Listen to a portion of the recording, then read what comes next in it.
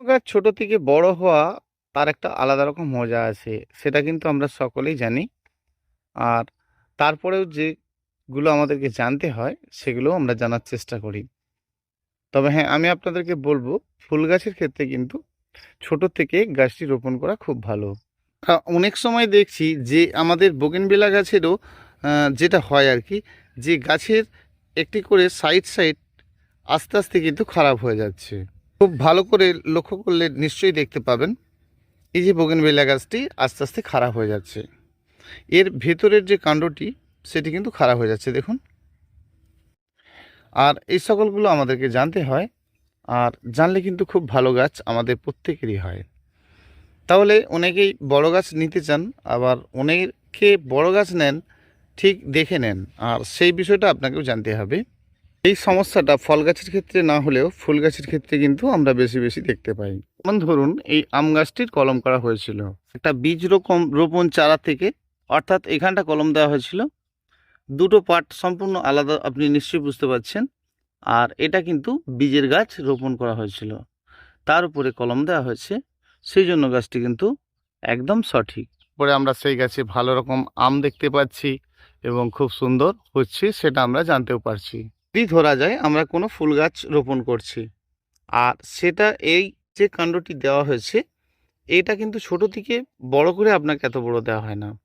অর্থাৎ একটা মোটা কাণ্ডের ডালটি কাটিং করে কিন্তু আপনাকে চারাটি দেওয়া হয়েছে। আর এটাই কিন্তু আপনাদের দেখে কেনা উচিত।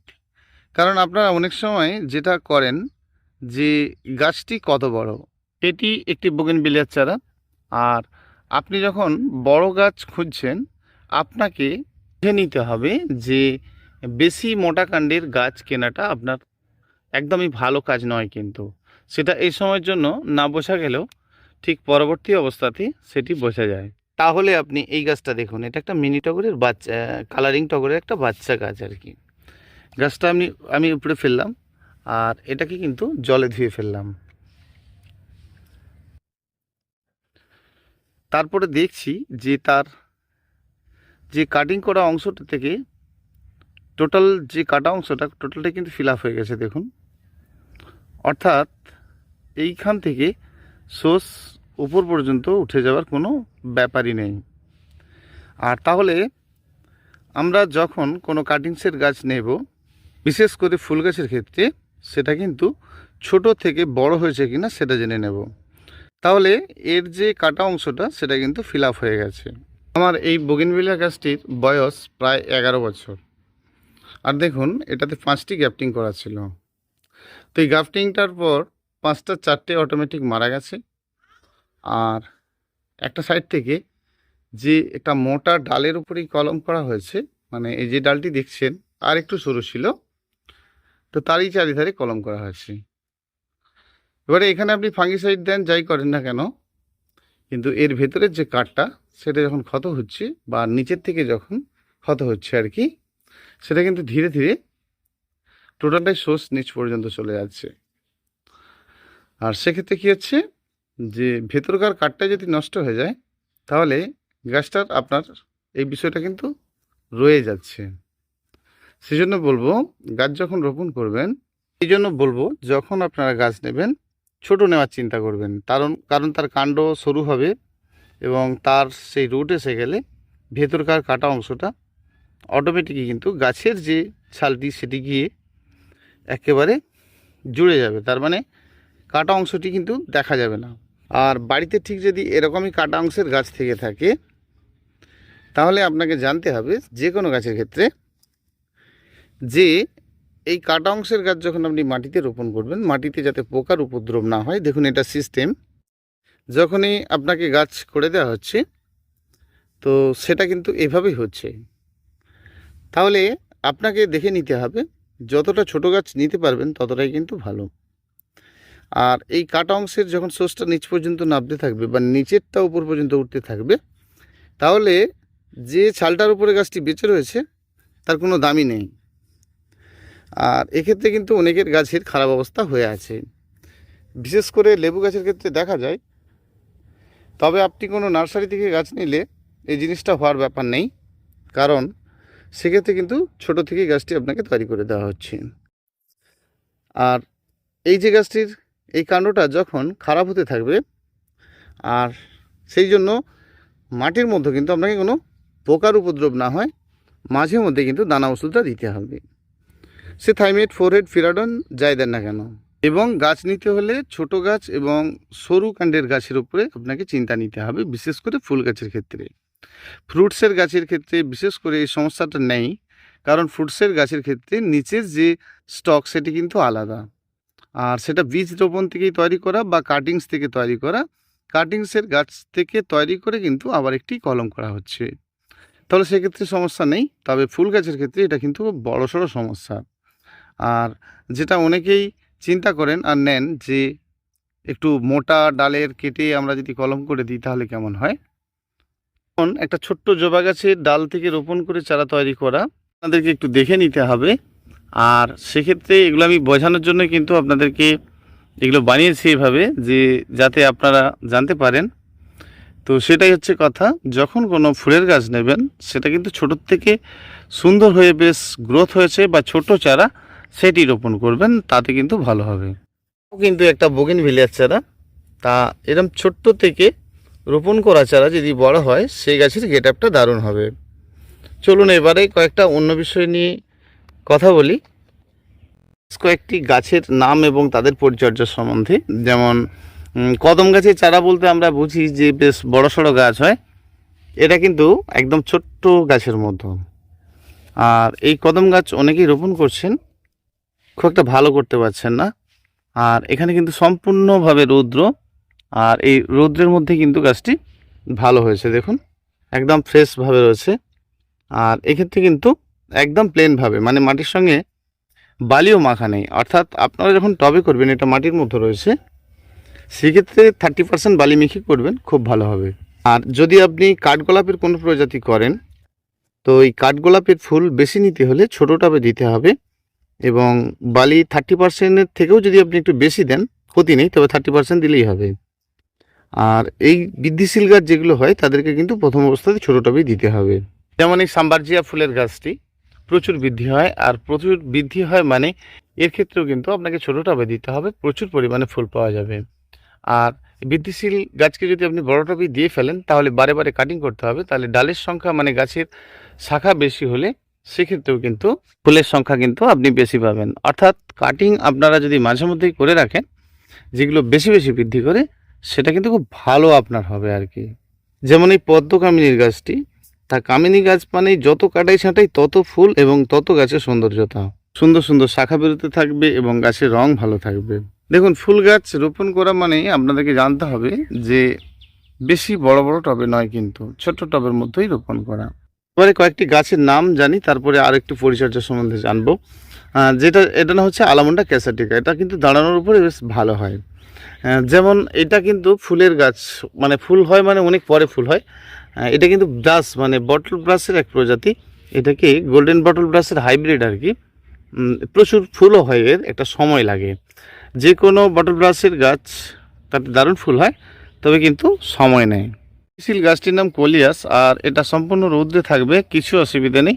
কিন্তু আপনাকে মাঝে মাঝেই পুরানো ডগা যত কাটতে থাকবেন দেখবেন গাছ সবসময় বেশ রংচঙে থাকবে। চুপচাপ বসে থাকা গাছটির নাম হচ্ছে ফার্স্ট লাভ, খুব ধীরে সুস্থে পারে, আর প্রচণ্ড ছোট ছোট পাতা বা ঘনত্বের পাতা যেগুলো হয় তারা কিন্তু একটু হালকা মাটি এবং খাদ্য বেশি চায়। যেমন এই বনসাই জাতীয় শ্যাওড়া গাছটি, অর্থাৎ যাদের ঘনত্বে পাতা এবং তাদের বৃদ্ধি কিন্তু খুব কম হয়, আর তাদেরকে খাদ্য দিতে হবে, আপনাকে খাদ্য খুব ভালো রকম দিতে হবে। এবং প্রথম অবস্থাতে কিন্তু বনসাই করতে গেলে ছোটো টবে একদমই নয়, বড় টবের মধ্যে বা এরকম মাটির মধ্যে আপনাকে গ্রোথ করে নিতে হবে গাছটির। যেমন এই মিনি মোসাম্বির গাছটি, এটিও তাই, দেখছেন খুব কম বৃদ্ধি করে, এরা খুব দ্রুত গতিতে বৃদ্ধি করে না, বৃদ্ধি করে আর কে করে না, সবকে একসঙ্গে রোপণ করা আছে। যেমন এটি ননি ফলের গাছ, দেখছেন কাটিং করে দেওয়ার পর ছোট্টর উপরে আমি রাখতে চাইছি, একদম বৃদ্ধি করাতে চাইছি না। যেমন এটা দত্তপ্রিয়া মানে জাটফাপা ফুলের গাছ, তো এগুলো একদম বৃদ্ধি করাতে চাইছি না আর কি। মানে চায়না ডলের গাছ, এটা রৌদ্রেতেও হয় এবং ছাওয়াতেও হয়, আর এটার কিন্তু খুব ভালো ফুল হয়। এটা হচ্ছে টিকোমা রোজিও, মানে পিঙ্ক কালারের ফুল হয়। এটা তো আপনারা জানেন, এটা কয়েন প্ল্যান্ট বলা হয়, আর এটা নেম শাক, এটাকে হিমালয়া বলা হয়, কে হানিস্কেল লতা বলা হয়। আর এটা তো জানেন, এটার নামও তো ল্যান্টেনা ফুল বলা হয়। ব্রিডিং হার্টের গাছটি একটু লতানো টাইপের হয় বটে, তবে কাটিং করলে কিন্তু বেশ ঝোপালো হয়। আর এই উপকারী গাছটির নাম হচ্ছে আজওয়ান। এর ভাত খাওয়ার পরে একটি করে পাতা খাওয়া বা এর পাতা দিয়ে পকোড়া যেমন আমরা করে খাই, ঠিক ওইভাবে কিন্তু বেসন দিয়ে ভেজে খেতে পারি। খুব সুস্বাদু ভালো জিনিস। সহজেই এদের চারা হয়, 3-4 দিন পরে একটা করে চারা তৈরি হয়ে যায়। আর সহজ পদ্ধতির এই গাছটির নামে কিন্তু আজওয়ান। ফাইন প্রজাতির যে কোনো গাছ আছে তারা কিন্তু বেশি লতায়, যেমন অপরাজিতার গাছ প্রচুর পরিমাণে লতায়। আর বেশি বেশি ফুল নিতে হলে কিন্তু এবং গাছটিকে স্ট্যান্ডিং রাখতে গেলে তাহলে মাঝে মধ্যেই কাটিং করতে হবে। যেমন এই ডরিচ কুইনের গাছটি বা ডোরান্ডার অনেকগুলো ভ্যারাইটি আছে। এর সাদা আছে, এর সবুজ আছে, আর এর হলুদ আছে। তবে এটার কিন্তু সাদা রঙের ফুল আছে। বেশিরভাগটাই আপনারা দেখেছেন ব্লু রঙের ফুলটা হয়। তো বেশ ভালো একটা গাছ। যেমন আলামুন্ডার, এটি কিন্তু বুশি প্রজাতি দেখতে পাচ্ছেন। এটা কিন্তু মিনি আলামুন্ডা নয়, তবে বেশ ভালো একটা গাছ, প্রচুর পরিমাণে ফুল হয়। যেমন ডরিচ কুইনের এই গাছটি, এটা কিন্তু একদম ডিপ ব্লু রঙের, অপূর্ব দেখতে ফুলটা। আর এটা তো চামেলি ফুলের গাছ। তো যেমন ল্যান্টেনার, এইটা খুব সুন্দর একটা ভ্যারাইটি। এটা কিন্তু আপনার হোয়াইট কালারের। আর এটা তো নর্মালি ভ্যারাইটি জানেন। গাছটি হচ্ছে আপনার ঘুঘুলতা, ঘুঘুলতা, হংসলতা। এদের পাতা দুটো একই রকম দেখতে। ঘুঘুলতা হচ্ছে ঘুঘু পাখির মতো দেখতে, ফুলটা বেশ ভালো একটা গাছ। এটা হচ্ছে ব্লুবেলের গাছ, আর প্রচুর পরিমাণে কিন্তু ফুল হয় ব্লু রঙের। ছোট্ট ছোট্ট পাখি বসে আছে আপনার মনে হবে। আর গাছটা কিন্তু নিজের থেকে দেখতে ভালো লাগবে, ঠিক স্বামী গাছের মতো। স্বামী গাছটা নিশ্চয়ই দেখেছেন। এই গাছটার নামই হচ্ছে স্বামী গাছ। আর এরা কিন্তু একটু কাটাই ছাঁটাই পছন্দ করে। যত কাটাই ছাঁটাই করতে পারবেন ছোটোর উপরে থাকবে। আর আমাদের যেমন হেনা ফুলের মতো দেখতে, কিন্তু হেনা ফুল একদমই নয়। প্রচুর পরিমাণে ফুল হয় এই ডেকিং এর গাছটি। প্রচুর পরিমাণে ফুল পাবেন এই গাছে। ছোট্ট ডালিম গাছ বটে, একটাও খাওয়া যাবে না, প্রচুর পরিমাণে ফল হয়। আর এটা বনসাই করার জন্য বেশ ভালো একটা গাছ। প্রচুর পরিমাণে ফল পাবেন, কিন্তু খাওয়ার জন্য এটা নয়। সো এর জন্য বেশ ভালো। এখন ডরিচ কুইন বা ডোরান্ডার, এইটা হচ্ছে দেশীয় ভ্যারাইটি, হিজ প্ল্যান্ট হিসাবে চলে। তা এদেরই পাশে যে সাদা গাছটি দেখছেন, ওটা হচ্ছে ফুল হয়। তা এরকমই যেমন লুনা হিবিস্কাসের, এটা কিন্তু আপনার হলুদ রঙের ফুল হয়। আর গাছ একটু বড় সড়ো টাইপের হয় আর কি। আর সেই জন্য যাদের যে সকল গাছ বড় হয় তাদেরকে বলবো সবসময় ছোটো টবে রোপণ করতে। হিউজ পরিমাণে ফুলের জন্য এই আপনার হলিডে সেজের গাছটি খুব ভালো, বা এই নীলছিন্টির গাছটি ভালো। অবশ্যই মিনি টগরের গাছ ভালো। যেমন বাই কালার টগর বেশ ভালো, একটু ব্রাউন কালার টাইপের ফুলটা হয়। যেমন এটা নীল টগর, প্রচুর পরিমাণে ফুলের জন্য এসবগুলো কিন্তু বেশ ভালো। গাছের রং দেখতে ভালো হলে এরকম টগর কিন্তু বেশ ভালো। গাছ রয়েছে যাদের সঙ্গে আমরা পরিচয় নয় কিন্তু, আর সেগুলোকে যখন বারে বারে ঘুরে ফিরে দেখি, সেগুলোকে আমাদেরকে নূতন নূতন মনে হয়। যেমন এই গাছটির নাম হচ্ছে ম্যাগনোফিকা, আপনার রসুনলতা বা গার্লিক ভাইনের মতো দেখতে। এই গাছটির নাম কিন্তু গার্লিক ভাইন। যেমন এটা হচ্ছে আপনার লেমন গ্রাস। আর এই লেমন গ্রাস খুব ভালো একটা গাছ, এর অনেক উপকারী গুণ রয়েছে। চায়ের ক্ষেত্রে ব্যবহার করা হয়, বা বাড়ি সাফ করার জন্য এর জলকে যদি আপনারা ঘরবাড়ি মোছেন, তাহলে মশামাছির কিন্তু উপদ্রবটা একেবারে কম হয়। ভালো একটা গাছ। দৈনন্দিন প্রচুর ফুল পেতে হলে যেমন টিকোমা গৌরীচুরি ফুল টুলগুলো কিন্তু ভীষণ ভালো। প্রচুর পরিমাণে কিন্তু আপনার এই টিকোমা গৌরীচুরি ফুল পাওয়া যায়। আর এখানে অজস্র গাছ রোপণ করা হয়েছে। আর এরা একটু বড় হোক, চিনতে পারবেন না কোন কোন গাছ। এদেরকে প্রত্যেকটির ফুল দেখলে আপনাদের ভালো লাগতো, কারণ প্রতিটি গাছের ফুল নেই। আর আমরা এর থেকে ডগা কেটে চারা বানিয়ে নিই। এভাবে ছোট ছোট ডগা কেটে দেখতেই পাচ্ছেন বানানো হচ্ছে। আর আপনারা ভয় পান যে ডগা কেটে চারা করলে বোধহয় হবে না। দেখুন ছোট ছোট সব ডগা কেটে কিছু কিছু রুট এসেছে, কিছু এখনও আসে না। যেগুলো রুট আসবে সেগুলো কিন্তু পরিষ্কারভাবে বোঝা যাবে এবং তাদের পাতা বেরোনো শুরু হয়ে যাবে। এভাবে ছোট ছোট ডগা কাটিয়ে চারা করতে হয়। বেশি বড় ডগা কেটে ফেলেন, সেই জন্য আপনাদের হয়তো হয় না।